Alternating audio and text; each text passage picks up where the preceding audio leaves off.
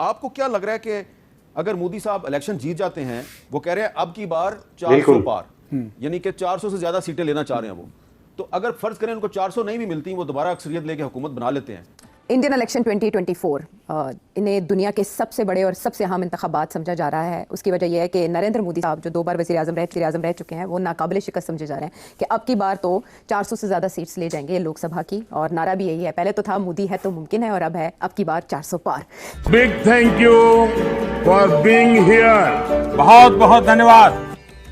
और जो इंडिया का जो ओरिजिनल बेस था, जो जवाहरलाल नेहरू ने रखा था ऑफ सेक्युलर इंडिया, उस सेक्युलर इंडिया का बेस खत्म हो रहा है, अब एक हिंदू इंडिया बन रहा है। टीवी पाकिस्तान के सीनियर जर्नलिस्ट नजम सेठी साहब, जो कि अपनी चिड़िया के हवाले से बहुत फेमस हैं और खास तौर पे प्रेडिक्शन इंडिया पाकिस्तान को लेकर प्रेडिक्शन करते नजर आते हैं। रिसेंटली उन्होंने इंडिया के हवाले से एक स्टेटमेंट दिया। उन्होंने बोला है कि इस दफा इलेक्शन में definitely Indian prime minister Narendra Modi की पार्टी बीजेपी फिर से विन करेगी, लेकिन साथ ही साथ उन्होंने ये भी बोला है कि इस दफा विन करने के बाद जो इंडिया है, नेहरू का इंडिया, सेकुलर इंडिया की बजाय हिंदू इंडिया बनने जा रहा है।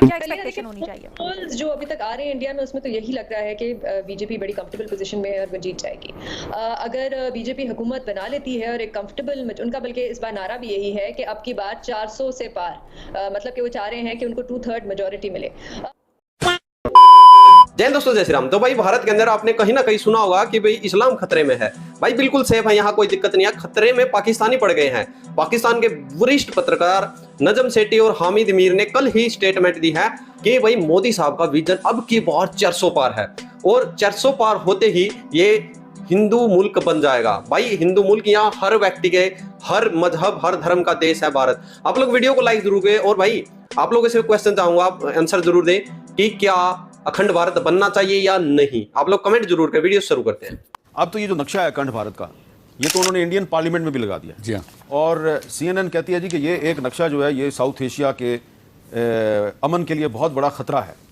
तो ये बताएं कि, और मैं चाहता हूं कि मैं आपको सुनवा भी दूं कि RSS जो कि बीजेपी की इत्तेहादी है, तो RSS के जो सरबराह हैं वो क्या कह रहे हैं अखंड भारत के बारे में। अच्छा, अब ये RSS के सरबराह जो हैं वो एक नौजवान को कह रहे हैं कि तुम्हारे जो बुजुर्ग हैं उनकी रिटायरमेंट से पहले पहले अखंड भारत बन जाएगा। बिल्कुल सही बात है। नाज़रीन को बताना चाहता हूं कि अखंड भारत में कौन कौन से ममालिक शामिल हैं। ये जो आज का हिंदुस्तान है, इसके अलावा जी इसमें ये कहते हैं पाकिस्तान भी अखंड भारत में है, बांग्लादेश भी अखंड भारत में है, भूटान, तिब्बत, बर्मा, इस तरफ श्रीलंका, तो ये सारा कहते हैं जी ये पूरा ग्रेटर इंडिया है। तो मुझे ये बताएं कि पार्लियामेंट के अंदर उन्होंने लगा दिया है अखंड भारत का मैप, तो इस पर सारी दुनिया खामोश है, क्यों?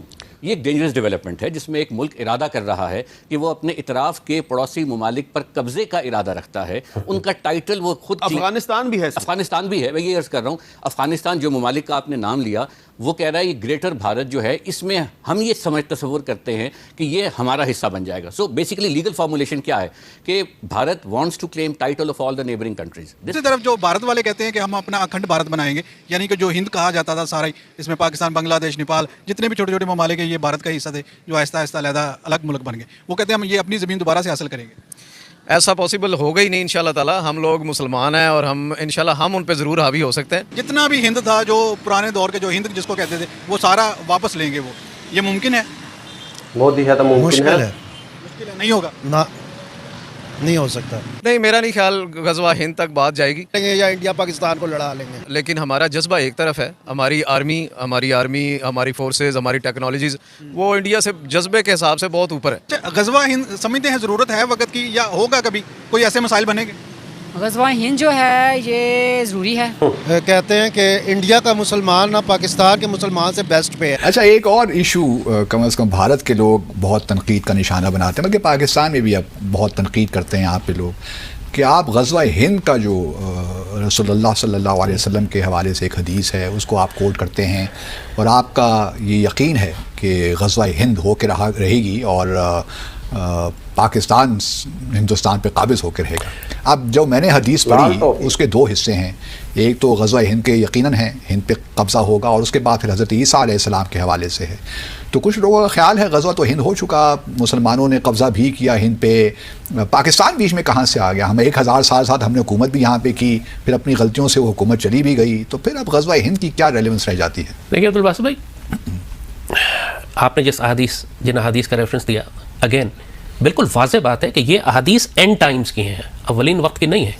आप जिस हदीस शरीफ का रेफरेंस दे रहे हैं कि मुसलमानों की एक फ़ौज हिंदुस्तान से तसादुम करेगी, उसके हुक्मरानों को जंजीरों में जकड़ कर लाएगी। वाह क्या सीन, गजब, वाह क्या सीन है।